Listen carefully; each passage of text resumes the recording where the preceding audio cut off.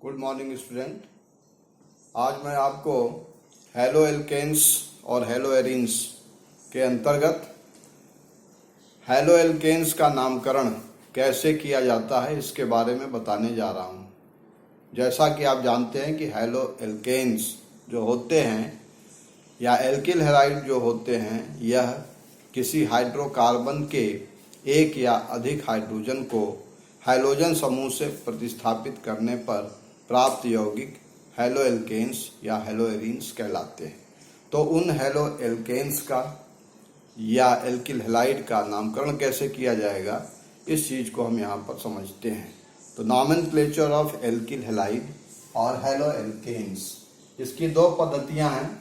दो पद्धतियों में एक पद्धति निरर्थक पद्धति कहलाती है या सामान्य पद्धति, या इसको ट्रिवियल सिस्टम कहा जाता है, यह पुरानी पद्धति है। और दूसरी पद्धति है जिसको IUPAC पद्धति या IPAC नॉमेनक्लेचर कहा जाता है।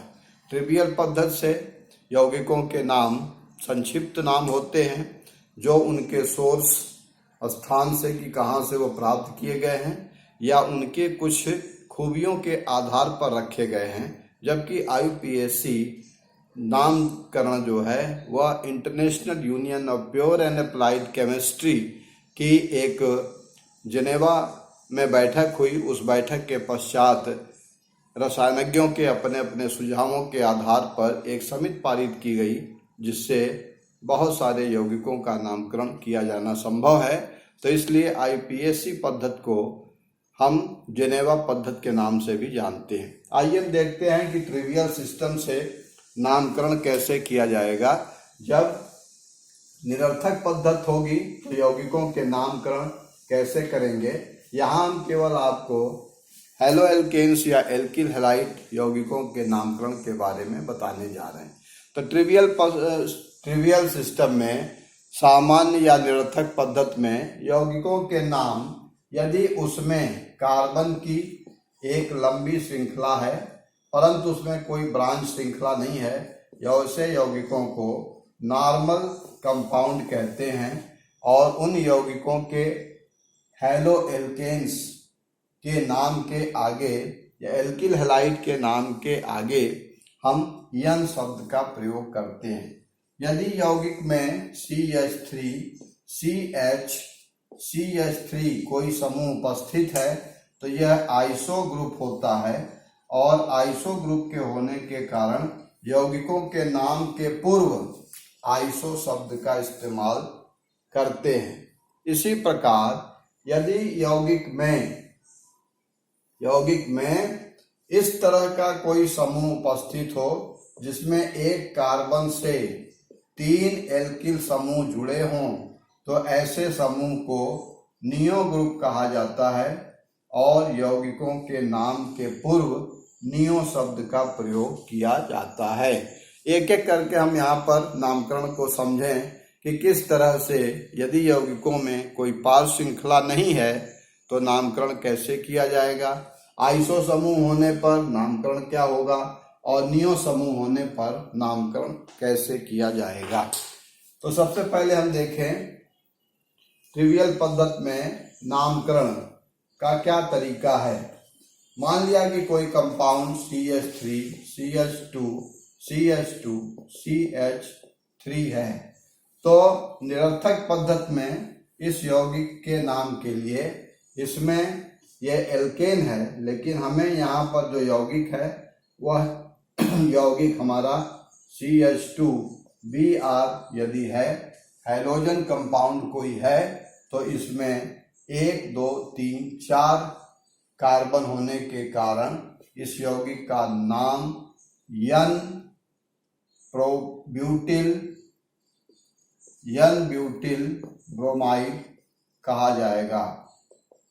यन ब्यूटिल ब्रोमाइड, यन नॉर्मल यौगिक के लिए, ब्यूटिल शब्द कार्बन की संख्या 4 होने के लिए, और इसमें हैलोजन समूह ब्रोमाइड होने के कारण किया जाएगा। इसी प्रकार यदि यौगिक CH3 CH2 Cl है, यह यौगिक भी नॉर्मल यौगिक है, तो इसका नाम होगा यन। इसमें नाम के बाद इसमें आएगा pentyl chloride, N pentyl chloride. यह यौगिक का नाम निरर्थक पद्धति के द्वारा दिया जाएगा। इसी प्रकार यदि यौगिक में CH3CH3Br इस तरह का कोई यौगिक है, जिस यौगिक में यह जो समूह है यह समूह आइसो समूह है, तो इसका नाम आइसो 3 कार्बन के लिए प्रोपिल ब्रोमाइड लिखा जाएगा। जब यौगिक में आइसो समूह होगा तो यौगिक का नाम निरर्थक पद्धति के द्वारा आइसोप्रोपिल ब्रोमाइड होगा। इसी प्रकार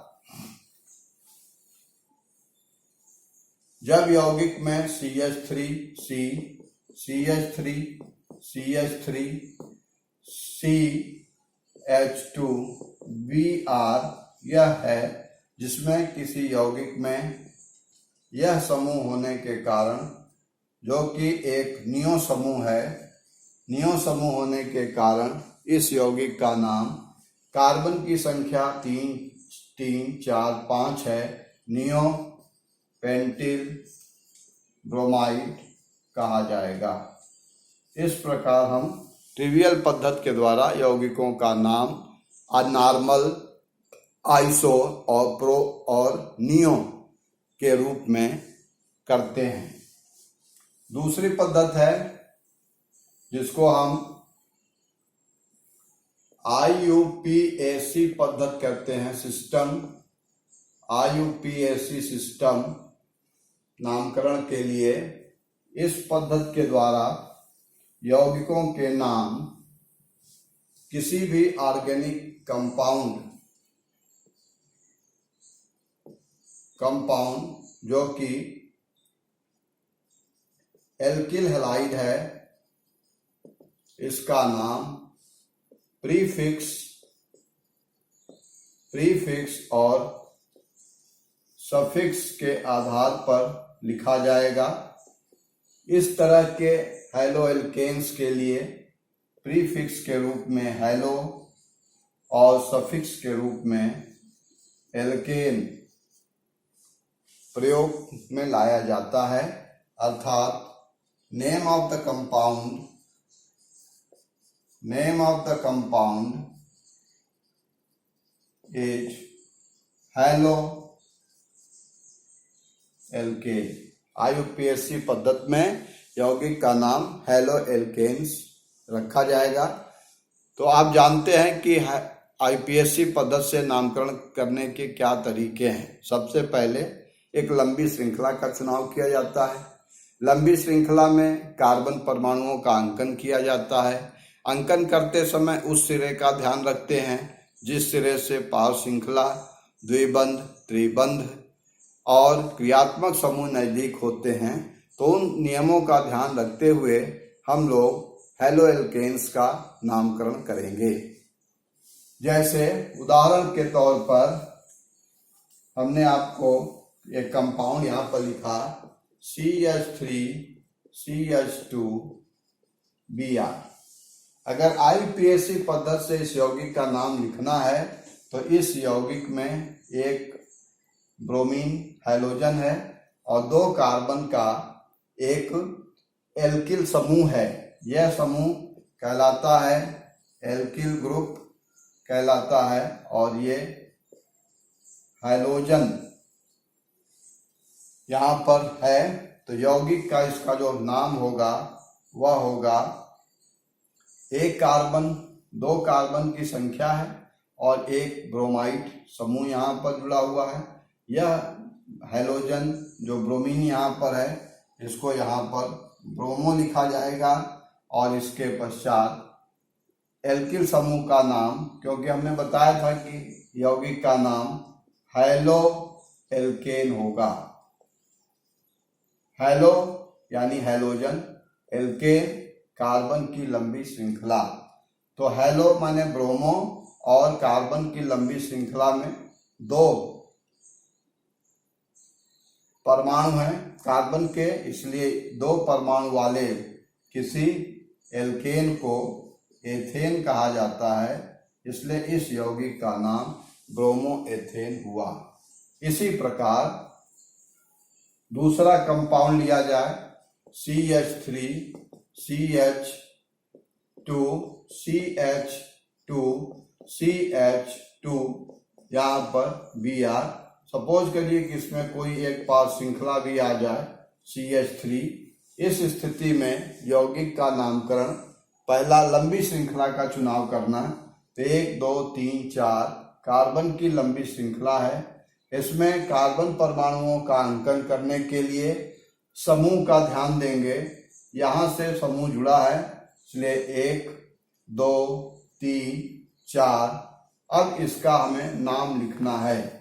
3 पर चूंकि यह समूह जुड़ा है और 1 पर यह हैलोजन है, तो सबसे पहले हमें अल्फाबेट का भी ध्यान रखना होगा कि अल्फाबेट में कौन सा समूह या पाद श्रृंखला पहले आती है। तो पहले ब्रोमो आएगा, इसलिए 1 ब्रोमो।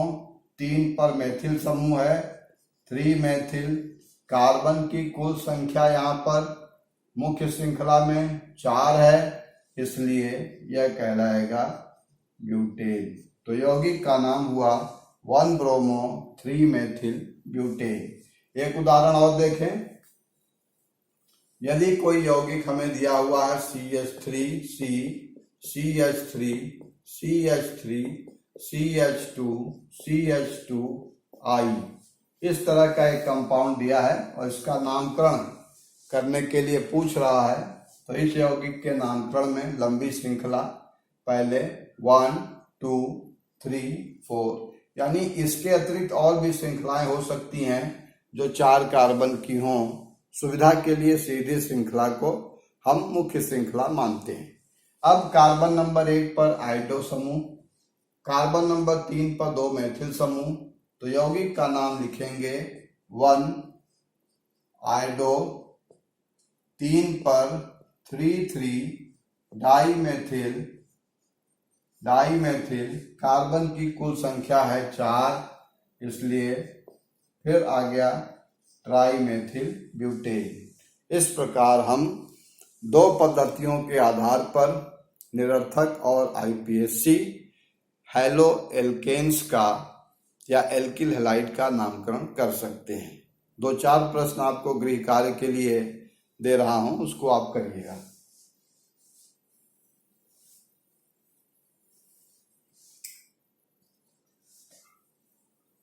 आईपीएससी नाम लिखिए। Number 1 CH3 CH2 CH2 CH2 Br। Number 2 CH3 CH CH3 CH2 CH2 I। Number 3 CH3 CH CH3 CH CH3 CH2 CH2 F। इन यौगिकों का आईपीएससी नाम क्या होगा, इसको आप लिखें।